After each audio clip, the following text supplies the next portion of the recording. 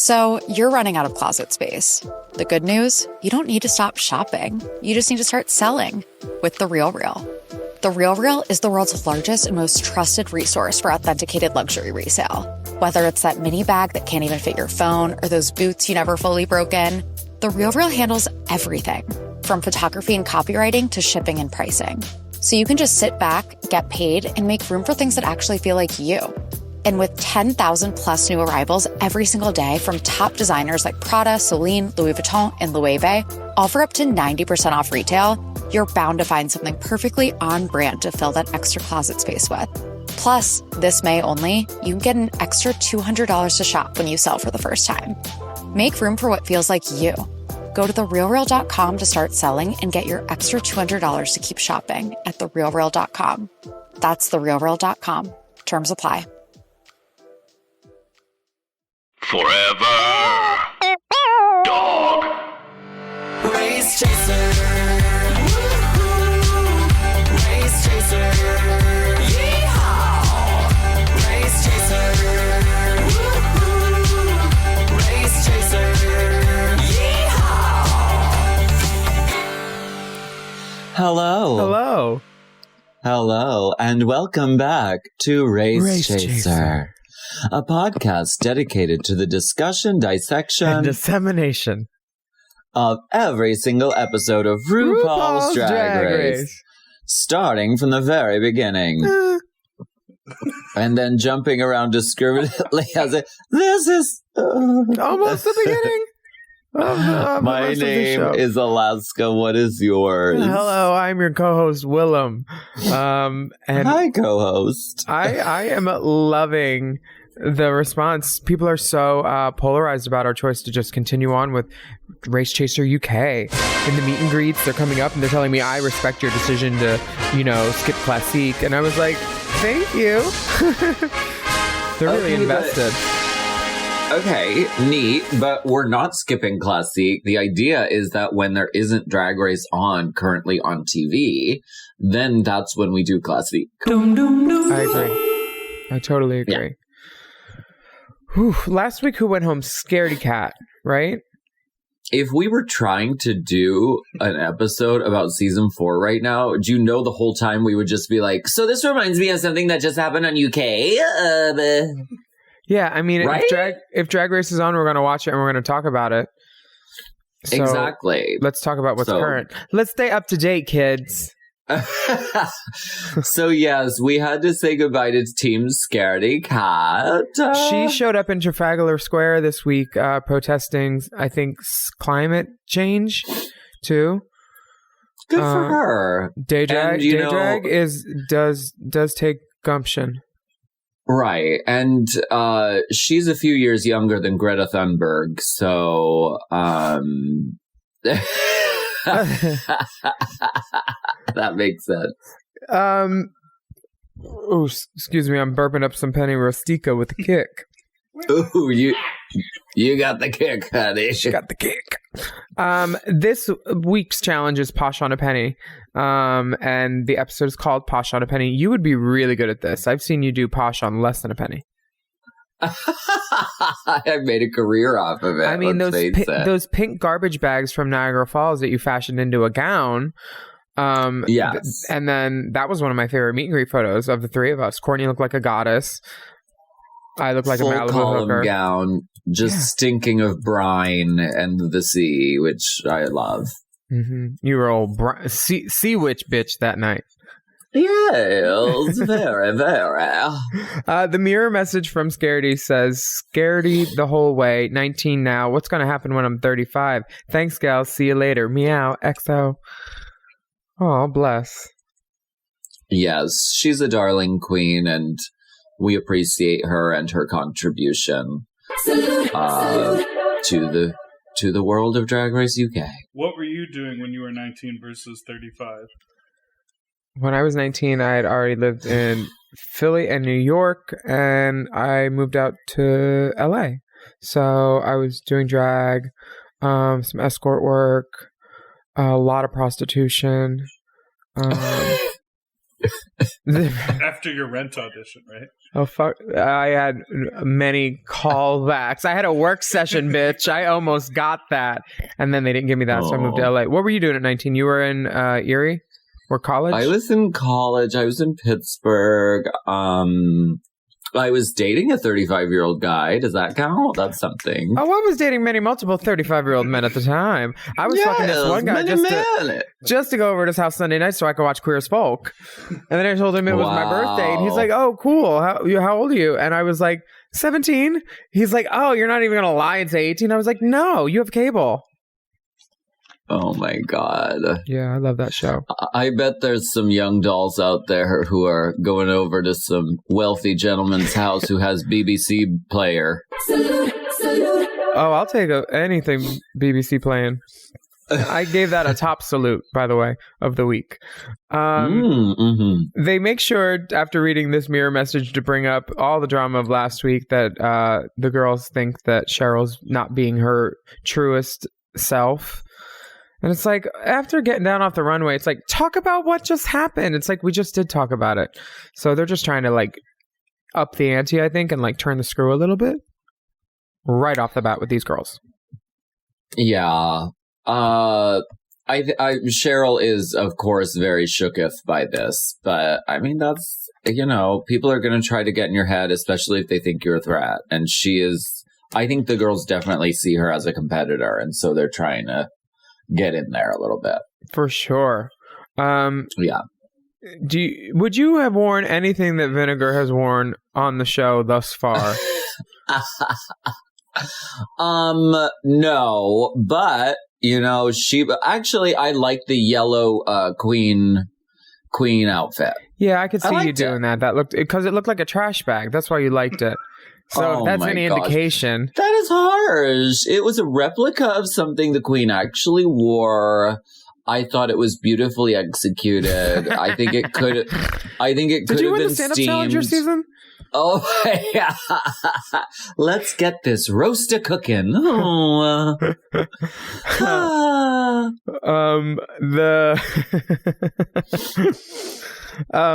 The next day the queens walk in and Vivian says the dead weight's gone.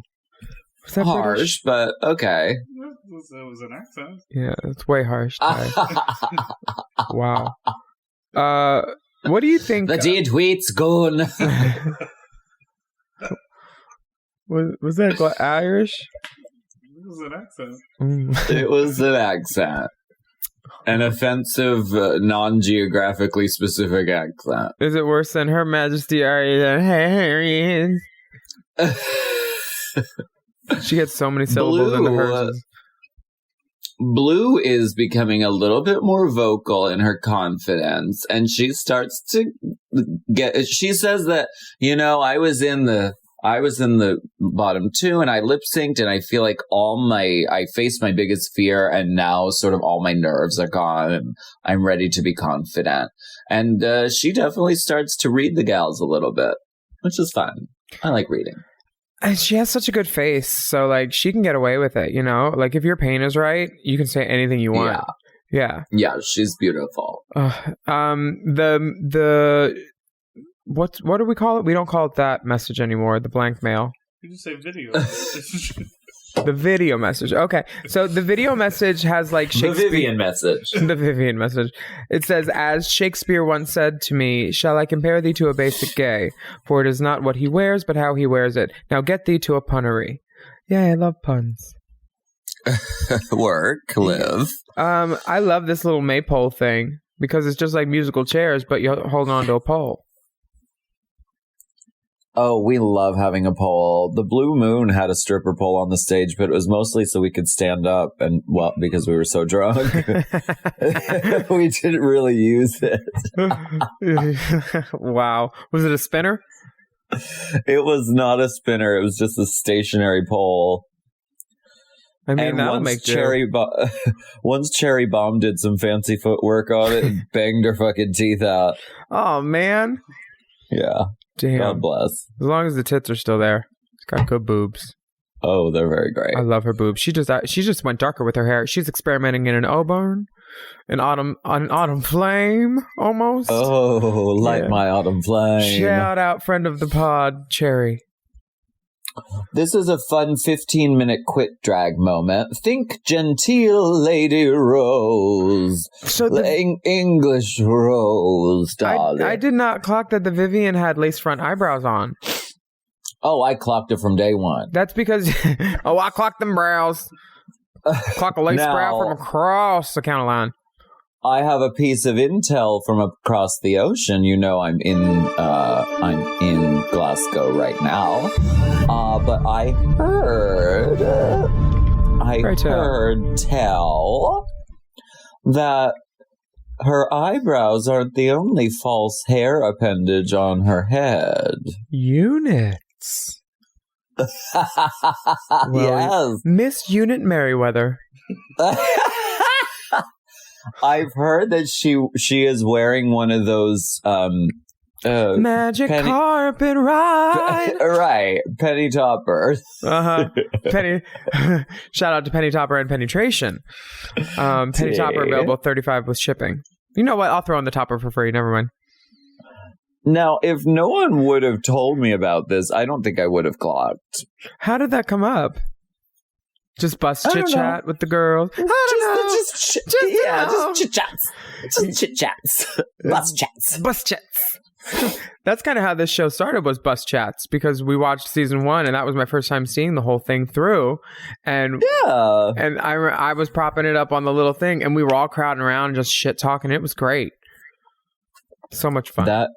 That is the tradition where this Pulitzer hopeful all started from. We're going to take a break and contemplate our nominations. Okay.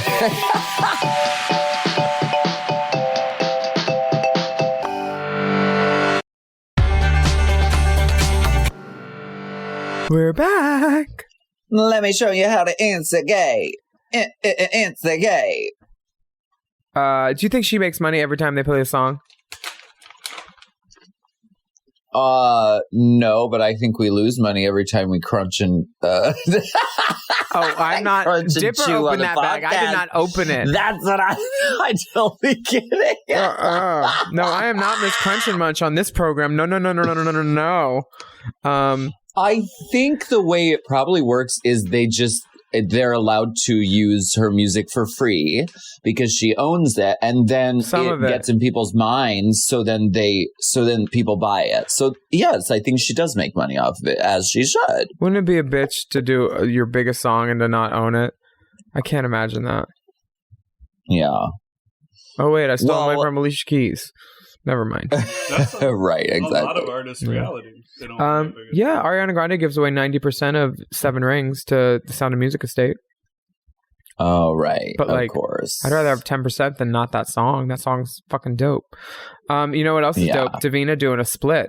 And I applaud anyone over 30 that can still do a split. And that she drops it. It's a little maypole thing.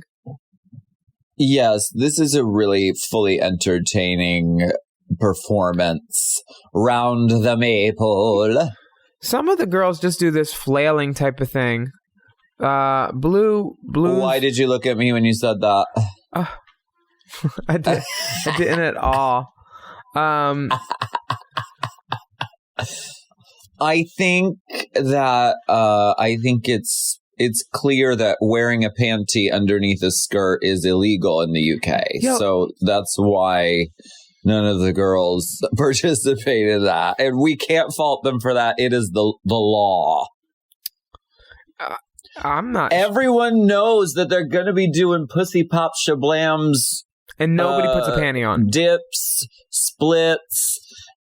Well, Cheryl has a panty. And that's all. Most of her costumes are a panty. An embellished panty with a shoulder pad. The other divas are fully showing their boxer briefs under one pair of high shimmer capazios. For sure. You can't see the line at all. Where does the hip pad start? Starts on the counter where the bitch left it. What I think the key to quick drag is just putting on a full like picture, a full vision. And these girls went for broad strokes with their looks. Baga says she's coughing her minge off. I'm coughing me minge off. She's so fucking funny. I just want to talk to her on the phone, but I don't think I'd be able to understand her if I couldn't see her lips. She's a human Muppet, and I love her. She's so hilarious. Just crawling on the floor, gasping for air, dancing around, looking like Teresa Caputo / John and Kate +8. I think that Cheryl deservedly wins, and if just for the fact that we get to see what Crystal really thinks of her for rolling her eyes at her shablamming. Like, I like a shablam. Are we allowed to say shablam? Are we I've supposed to say heard that dip it's now? offensive. I've heard that shablam is a whiteification of the ball term for a dip. So I don't know. I've heard it called many things: death drop, shablam, dip. Let's take a poll on @RaceChaserPod. Yeah, If we need I to love change it for that. the vernacular, let's start, because like I used to say Shablamgela because Shangela was the first person I saw doing it. Yes, but I think dip. I've never seen them yell Shablam in all the videos I watch. And I went to one ball on like West Washington like a decade ago, and they were saying dip. What about Dippertintra? Can we say that? She is the dip. My favorite look out of all these Maypole girls, though, is Blue Hydrangea, who went full consumption Black Plague, medieval friar. That was like her first drag outfit too, which I'm like, what were you, like a beer garden manic depressive? Like, it's so not cute. A legacy piece. I loved it. She was my top salute of this challenge. Oh. But it is clear that Cheryl Hole came out on top of this poll. She kills it. She crushes it. This is her chance to show people who they're fucking with as far as dance and movement goes. Bitch, Cheryl Hole atop a pole or on a floor, anywhere. She's great. She puts on a goddamn show for sure. Oh, beep, Fully. beep, beep, beep. Toot, toot. What's coming in? What do I press? Oh my goodness. Oh, Brit Crew, a car comes driving through the doors. Raven is straddling the hood. Like a and Rolls Royce Right. impersonified. While playing Rolls Royce. She's The license plate says Visage. They said, "Did you take Michelle's car?" And she said, "That bitch is in the boot." It got a chuckle. Top boot of the week. Yeah, Raven does look sickening. Oh yeah, she looks beautiful. Yeah. Definitely. The whole thing is, in England they don't have garage sales, they have boot sales. So this is all based around like the car, and it's kind of like a rummage ragtag swap meet, and it's wigs, undergarments, and shoes of their own, but everything else is trash. It must be 100% repurposed. Yes, and Cheryl, as the winner of the mini challenge, gets a 15-second head start, and she goes straight for the rubber gloves. What would you have grabbed if you were first? Well, I know that you wouldn't have grabbed the rubbers first. I'm certain of that. That would have been the last thing you grabbed. How dare you? What would I have grabbed? Well, I have to say, Vinegar had a really great instinct to rip the seat covers off because they were leopard print. I wish she would have used them. I wish she would have used a lot more. They were gutting that car. It was like bare bones on cinder blocks by the time they were done ripping shit out of that thing. They could have made a good soup stock with the car broth after. They picked it clean. Bones, bitch. Bones. I probably would have gone for the stuffed animals. Bones. These are my bones, Diane. What have you said? What has been your biggest demon? Myself. So this challenge, I think, is like a hole in one for Crystal, because she did costume design at uni, and you see like Vinegar immediately go, oh, that's the bitch I'm going to talk to, because some of these girls need help. Vinegar does not sew. She makes ponchos with belts. Yes, and this is a thing. Nice girl. A lot of the girls say, hey, doll, I have my clothes made for me, honey. I have things made for me. These are my things. So I don't run around sewing and gluing. But this is the point of this challenge. It really makes you see if you can take literal garbage and put yourself up in drags. It's not easy. And that's the point. Yeah. I think you need to be able to put yourself up in it, kind of out of anything at any given moment. Like, oh, you're on a deserted island. Well, girl, I have a show. Exactly. Come tip me coconuts. Right. Yeah. Devintra is pulling out these laundry bags, which I own many of those. I love those. And that huge umbrella. That was a find. That was good. Definitely. Drama. Now, Something has the genius idea to copy a pattern of something that looks good on her, but she's not a seamstress. And, Drag Race should like be one of those things where you show off your skills, not hope you're good at new skills, And the Vivian is very open about saying, girl, she doesn't know if that's a good idea, which I kind of agree with the Vivian. Well, I think it would have been a fine... Not it's interface. Definitely a lot of work. Interface too. And even RuPaul, which we'll get to, but he's like, this doesn't stretch at all. Are you sure that's a good idea? So if you're getting a lot of hints, I think it's fine if you want to do a structured, tailored thing. But kind of the point of this challenge is to make it obvious that it's from a boot sale. So I think it works better. Like, for instance, Davina took a very recognizable laundry bag fabric and then made a tailored pant out of that. Mm-hmm. I think that works more successful. Otherwise, you just look like, oh, you made a garment out of fabric. That's not really groundbreaking for this challenge. I mean, I'm kind of shocked that Vinegar said she got all her outfits made for her, because they don't look like couture to me. They're not giving me couture. I thought it was couture. Wait, so what is couture? I feel like it's couture. The fact that Cheryl can't sew and she's just gluing rubber gloves to a trash bag, I love that.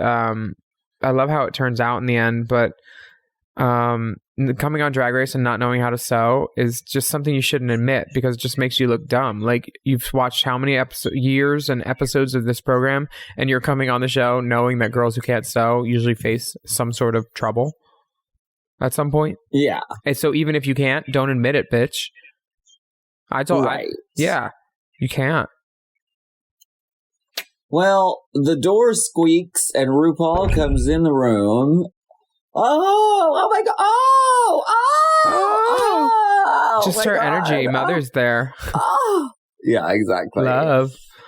Ru walks around and she's telling Davina that she was really impressed last week, and Davina has an idea about sewing, but she isn't an expert. But like generally the chat with Davina is like kind of like, just casual. It doesn't feel forced at all. Like, I judge like who's going to be in the bottom or top by how the chats go, that, and this is where you can kind of tell who the episode's going to be focused on. And, Baga is always pulling focus, and Ru points that out for sure. She says she has steel balls or steel wool, which I don't get that, but whatever. Well, these are steel wool, which are used for scrubbing. Well, I'm a big scrubber myself. Oh, her outfit's made out of steel wool. A bogan scrubber. A bogan. Is that English too? No, I guess Scrubber is, but I thought Bogan was Australian. I hope it's not like racist or offensive. Cheryl tells Rue that she was feeling defeated that morning, but she won the mini challenge, so she is excited to compete and get in there. And she looked almost like unclockable in her mini challenge drag. Just like that straight, like blonde fried hair with the root, a lot of black eyeliner, thin little brow. I loved her. The Queen of Essex. Crystal, we're going to take a break for Crystal. Okay. Bye.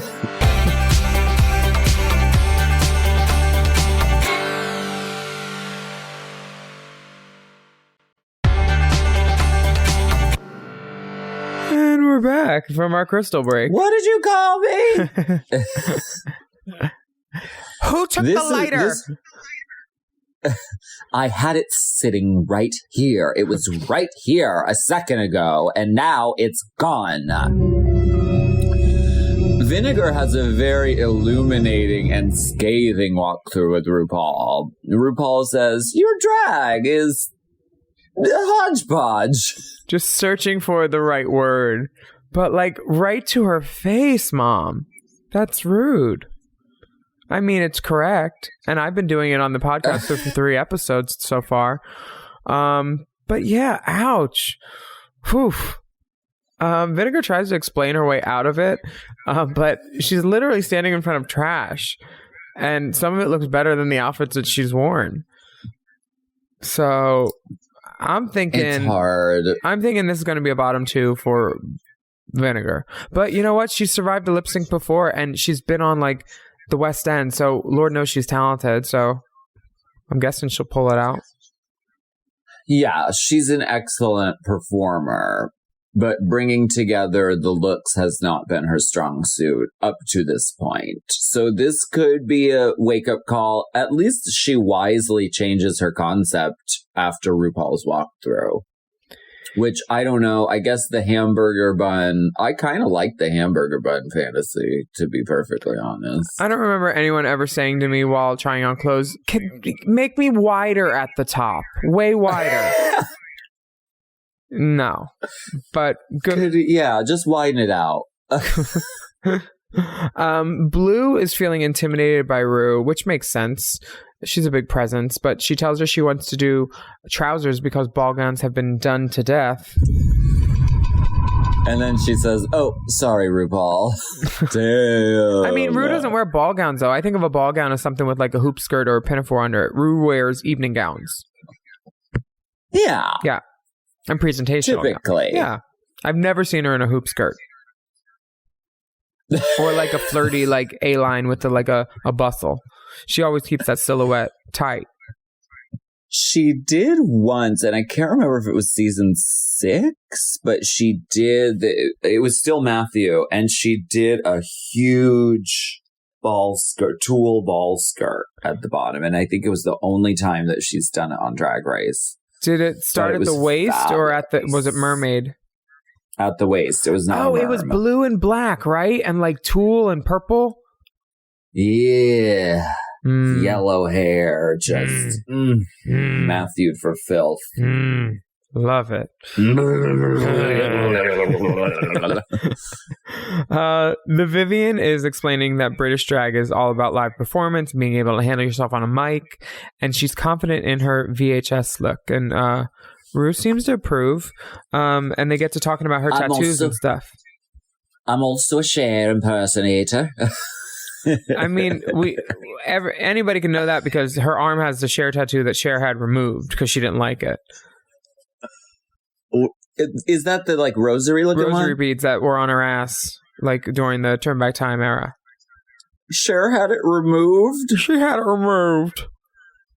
Oh, RuPaul approves of this message.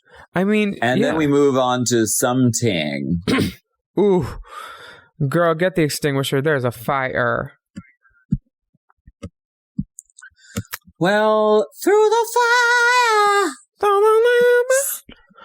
Rue says... RuPaul gives a lot of hints. Doesn't mince words. It's one of those things where she bit off more than she could probably chew. It's still in her mouth. She hasn't choked yet, but I feel like something is going to choke. Which, I mean, we'll see in the runway. Yes. Bring it to the hodgepodge. Hodgepodge. So then RuPaul leaves the room. Crystal and Vinegar have a... No, you're okay. Bless you. We're gonna get a bad review. or as they say on Seinfeld, you are so good looking. After someone sneezes. Huh. I've never watched an episode. Anyway, no, I don't know why they say it's a Jerry Seinfeld joke. He's like, why do we say bless you after sneezing? If you thought someone was going to die, why didn't you just say something nice? It's because they thought that when you sneezed, evil spirits had a chance to get into your body through your nose. Oh my God. I know. Fun. That would be the third place they enter. You have a fast pass? Spirits through the back. Thanks. Spirits are better. Have you ever changed one of your outfits the day of the runway, or did you always have concept and go in knowing and then end up doing that? I can't remember. Can't remember. I can't remember. I think once I have an idea in my head of how it's going to be and how it's going to look, I sort of just run that direction. Mm-hmm. So I don't think I don't know. Correct me, listeners, if there's a moment where I drastically change my concept, but I can't think of one off the bat. Huh.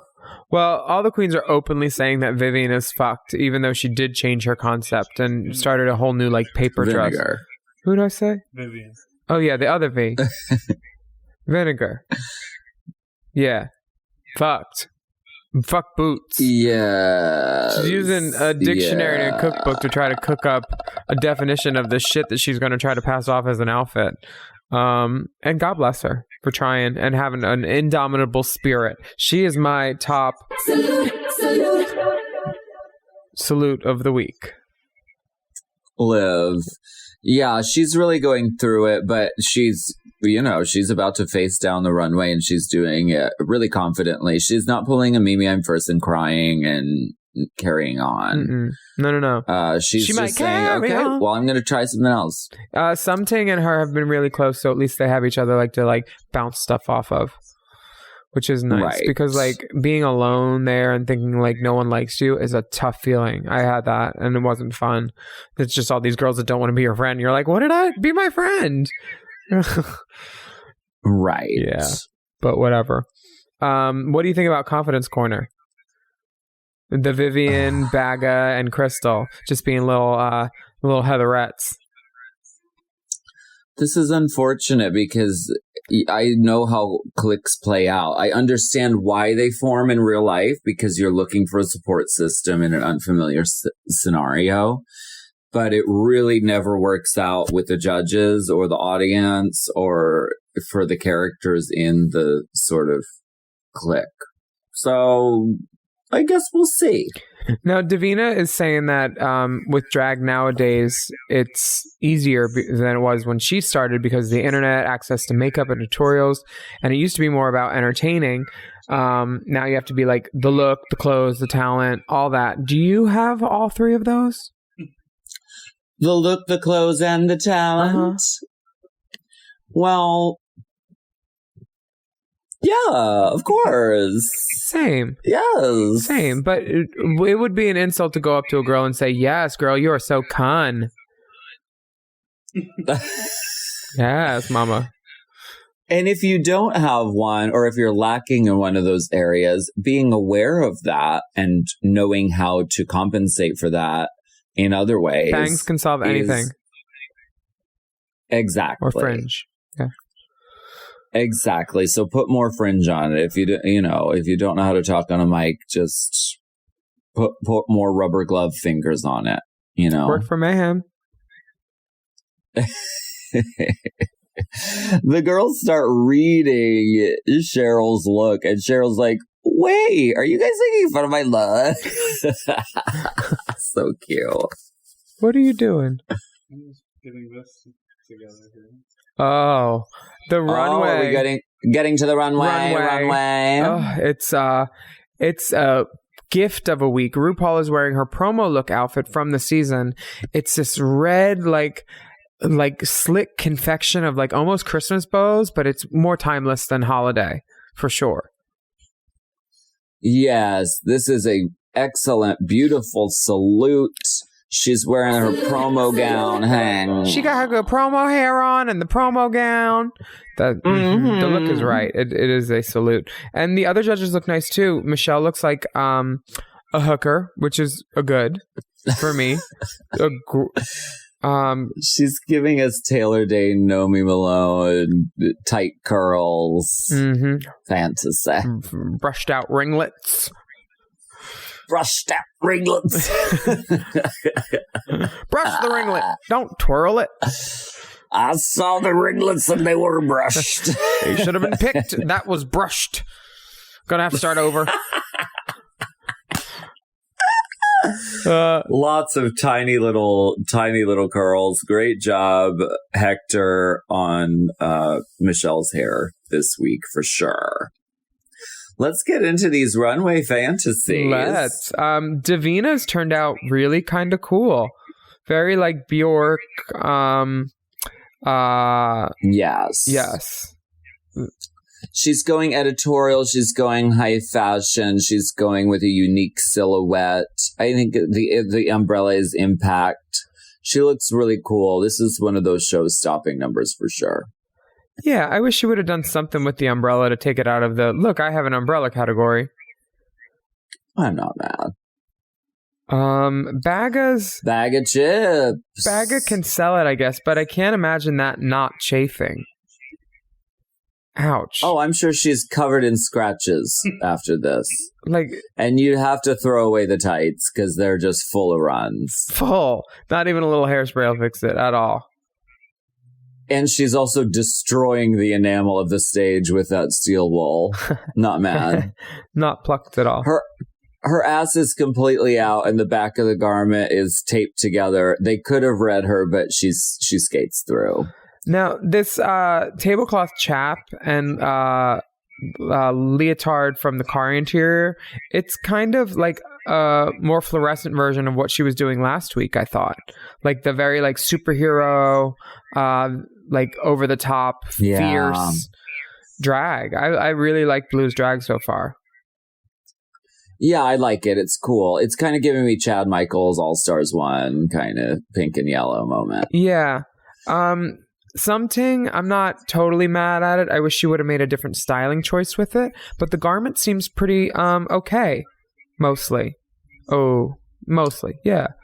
If she would have worn a blouse underneath or a bra or something, I think it would have made all the difference because it compromised her runway walk and getting to sell it because she was worried about holding it closed the whole time. Even like a bra strap, like with no cup, like how Madonna wore in that one tour one year, like something like that. Yeah. Because it just like her walking down the runway with her hands there make it so that her shoulders are humped up by her ears and she doesn't have a neck and she just seems like an Irish potato walking down the runway. Yeah. This was not a bad garment or a bad look. No. But if it would have been styled differently, maybe like a statement purse, like a clutch or something to take it to that like detox land. Yeah. I think it could have been really cool. Thank you. Yeah, totally. Next up. The Vivienne. Wait, what about Cheryl Hole? Sorry. I scrolled. Oh, the Vivienne. Wow. I mean, it's cool, dude. It's effective. And yeah. I think she looks cool. That's probably the outfit that I would wear. I mean, I hate black, but like I would wear that.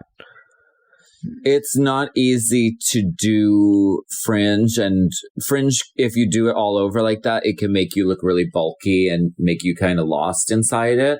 But she does a great job of tapering it and layering it so that you can still see her legs and her arms and the structure. And then she does the painting up to the neck and the huge hair, and it really takes it editorial. So, it's a definite deep salute today. For sure.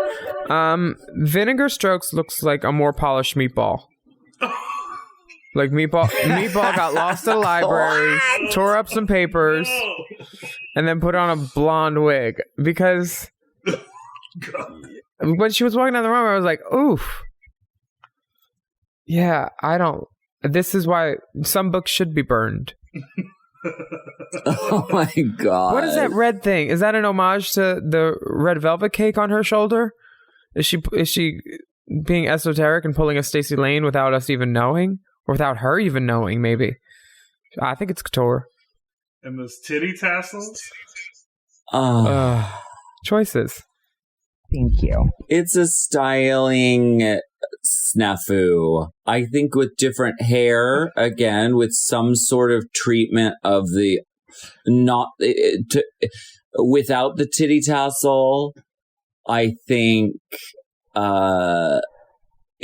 it could have gone in a different direction if it was styled differently. I'm glad it went. I'm not mad at the pieces themselves. The hair and the titty tassel and the flesh illusion thing isn't really working for me. Yeah, it's same. Cheryl, I think, looks adorable. I think it's such a good concept. She looks kind of like Courtney too, like in the wide. Like if Courtney and Jansport had a baby. They are all reading her in the workroom for this look, but she sells it. It's put together. It has a concept. It has a point of view. And she is bubbly and lovely on the runway. Totally. And she pulled a Willam panty. I do love a panty reveal. Now, Crystal, I think, looks beautiful. So pretty. Yeah. Like, it's very Westwood meets like Hooker and Dune. And I don't mind the armpit hair. It's just that the makeup and the chest hair looks like diaper smudges. I'm not feeling it. not diaper smudges. Yeah. The look is fantastic. She obviously knows how to put a look together, and all that shit balanced on her head and the corresponding fucking gyroscopes. Yeah. All that. Really cool. Yeah, she did well that. Done. You know what? We're going to take a break and contemplate it. Okay.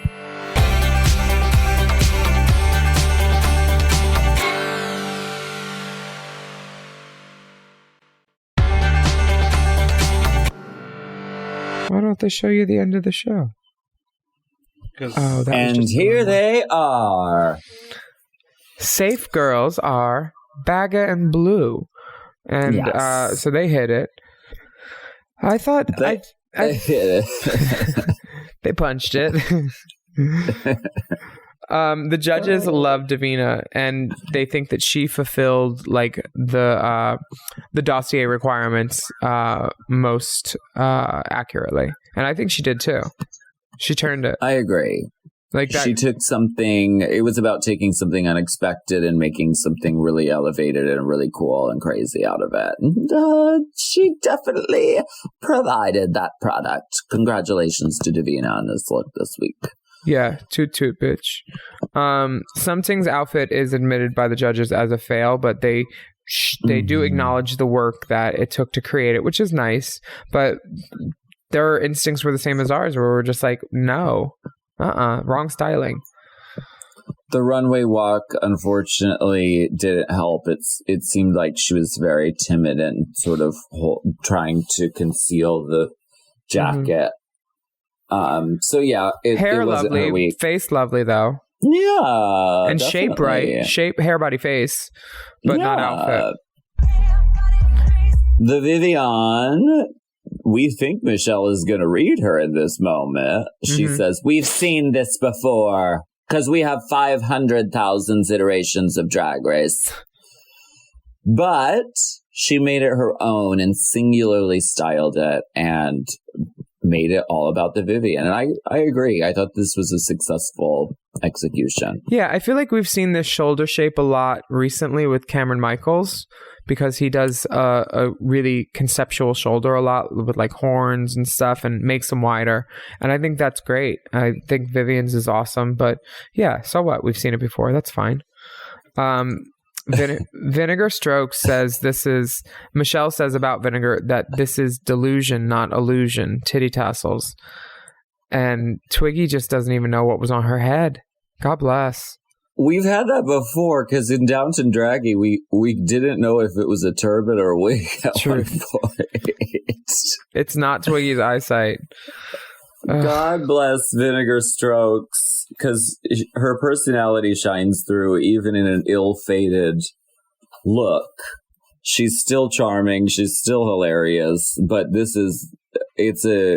I think it was a matter of not having the time and not having the tools to fully pull this one together. I just saw a messy man. Do you think the Vivian was kind of going around the room and kind of trying to get in people's heads a little bit this week? I rewatched it and I was like, wait, the Vivian is going around and sort of planting seeds of doubt in a few different girls' direction. Just something to look for. I mean, she probably knew that the cameras would follow her because they probably said, hey, why don't you go talk to this girl? Because that's how cameras pick up stuff, is they follow someone doing something. It's always better to, like, you know. Mm-hmm. Doing the Yara Sophia, brushing out the wig, walking around the room. Oh, what are you doing over here? Oh, you have wigs too? Oh, so what are you doing with them? That's unique. Oh, are you sure about that? Because you're doing fitted. Interesting. I wonder how many of those wigs ended up in Yara Sophia's cousinate number. I hope all of them. All of them. The poodle. What was it? A poodle scorpion? A scorpion poodle? Scoodle. A scoodle. Scoodle. There you go. Yeah, for sure. Michelle is at this point wondering the same thing that I wondered early on. Why don't the queens learn how to sew? Like, if it's not their gig, that's fine. But, like, if you go on a show where some of the gig requires sewing, you should learn. I agree with her. I agree. I have a very minuscule familiarity with a sewing machine, but I could do it if I needed to. Same. I prefer not to. Same. I prefer. I know how to drape and I know how to sort of create garments without sewing, which is what I prefer to do because bobbins are my sleep paralysis nightmare monster. Bobbins are the worst. I don't fuck with a bobbin. It's always the fucking bobbin. Always. Vivian is telling her opinions on Sum's outfit, and I don't think that Sum wants them because she literally says that she wants to knock Vivian off her high horse, which I get. Vivian's, gorge, presented, always hair done. I could see her as a threat. So, but I think being quietly confident is always better than being like, I'm going to win this challenge. Unless you know you're going to win.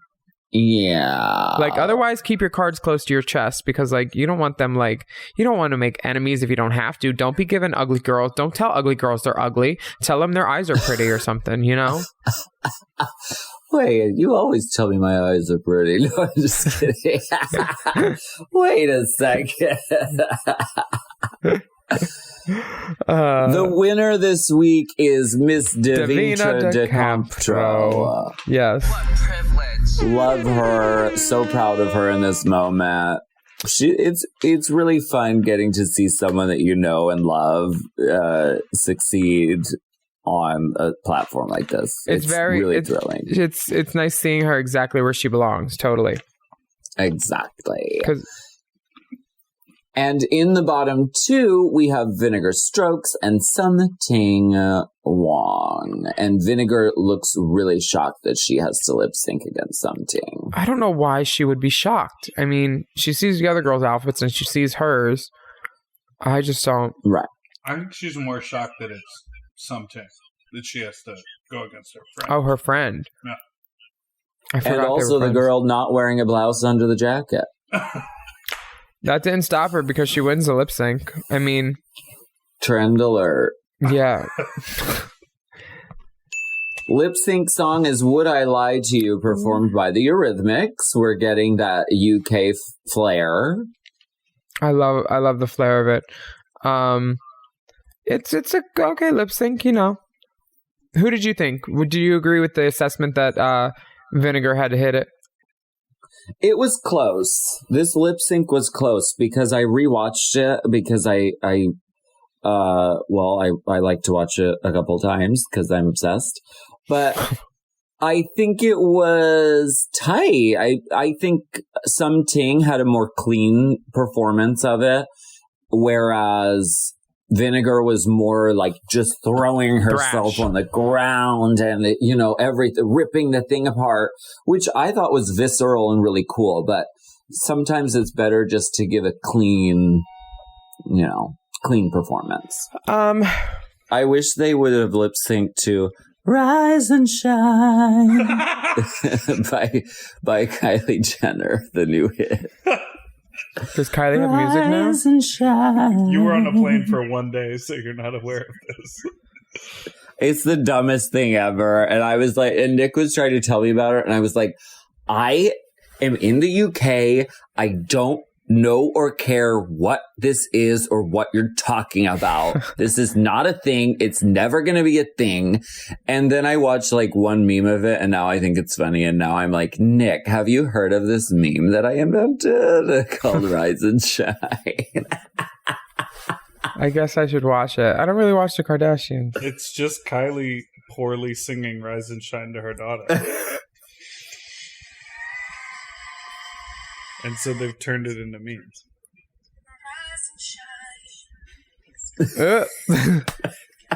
It makes no sense. Why is this a thing? Oh, and don't turn a light on like that. Put it on a dimmer first. Oh, wait, never mind. There's a cameraman already walked into the room on the other side, waiting for you to come in. And she just sings Rise and Shine. Okay.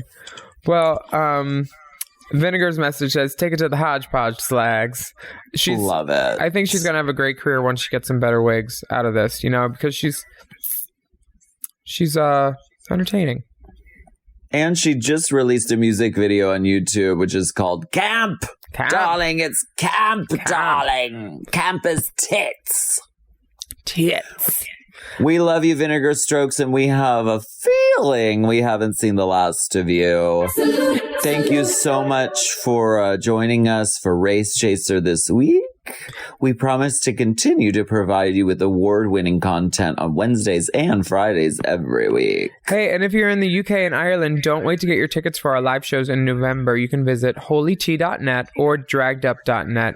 November 22nd in Glasgow. We're hitting, November 25th, London. November 26th, Manchester. November 27th, Dublin. And I will be Willam at the shows. And I will attempt to be Alaska. And you can rate our podcast and comment about how pleasing to the ear it is. And you can subscribe to make sure you never miss an episode. We have bonus video content available too on patreon.com/Willam. And you can sign up and be a patron or patron. You could pat us and support it. Just search using the Race Chaser hashtag and you can watch the videos a la carte, al fresco. That's right. And on Instagram, you can follow the Divas and the Dolls at Willam at the Only Alaska 5000. And our Race Chaser podcast is at Race Chaser Pod. And don't forget to use the hashtag Race Chaser whenever you post. We love hearing from you too. Send us a message in the Dick message box or email us at racechaserpod@gmail.com/drag. That's right. Thank you for joining us. Happy Race Chasers. Rise and shine. Race Chaser. Race Chaser is not endorsed by World of Wonder, Viacom, or any of their subsidiaries. It is intended for entertainment and informational purposes only. RuPaul's Drag Race and all names, pictures, and audio clips are registered trademarks and or copyrights of their respective trademark and copyright holders. Forever Dog. Race Chaser with Alaska and Willam is a Forever Dog podcast. Produced by Big Dipper. Executive produced by Brett Boehm, Joe Cilio, and Alex Ramsey. Our theme song is Race Chaser by Alaska Thunderfuck, available on iTunes.